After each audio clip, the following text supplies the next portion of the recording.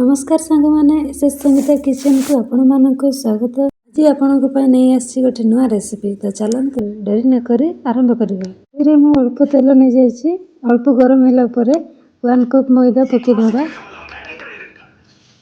ए आम मैदा और तेल को भलरे मिसईदबा।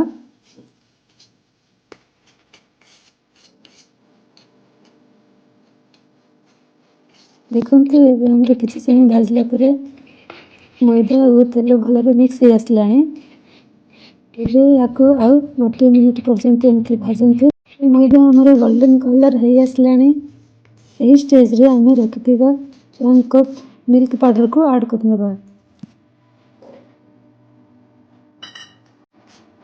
एबे मैदा और मिल्क पाउडर को भलरे मिक्स करंतु। मिल्क पाउडर मैदा भलरे मिक्स हो आसला। ओल्हेदेबा और सिरा पानी प्रस्तुत करवा। 1 कप चीनी और 1 कप पानी।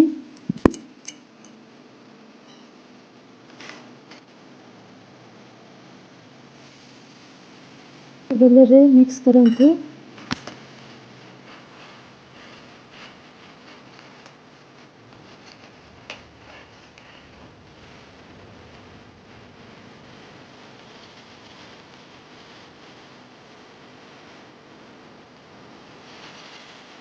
तो समय पर आपण मैंने देखिपे आमर सिरा पानी कितनी सुंदर भाव में मैंने विश्व अपने प्रस्तुत करते मीठा बहुत भल है।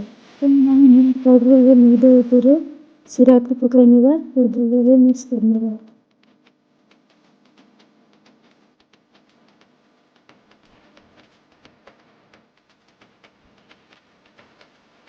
तीन मिनिट भलरे मिसांतु। मिसला गोटे जगह को बाहर करनियंतु।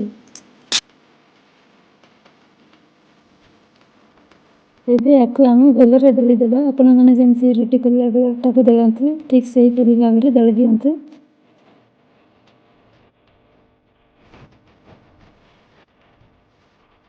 किछि समय एमती दळंतु।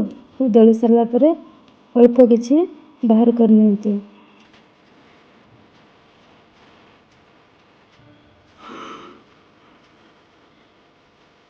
ए अल्प रे आम फूड कलर ऐड करनेबा और किछि समय पर्यंत ताको मध्य भलरे मिक्स करनेबा।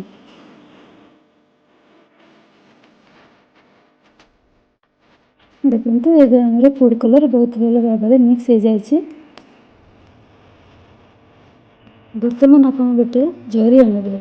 जरी ऊपर गोला गुडी को रखी भल भाव में बेली नेबे।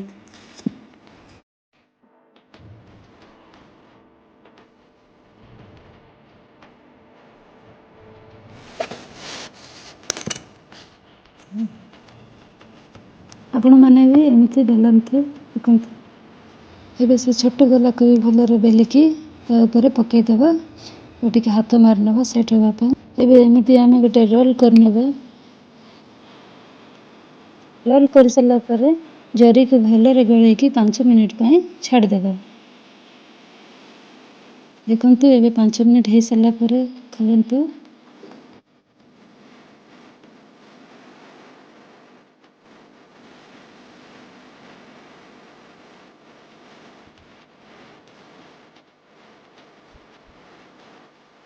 खोली सला परे आपन को हिसाब रे मोटा किंबा पतला आपन को जेमती पसंद आपन सेमती रोल करनियंतु।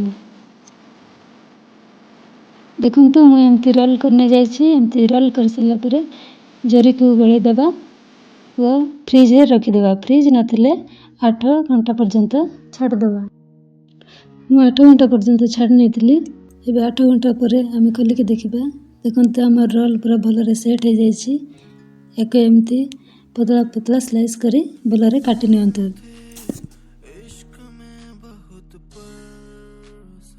एमती काटि सला परे देखंतु केते सुंदर देखा जाउछि।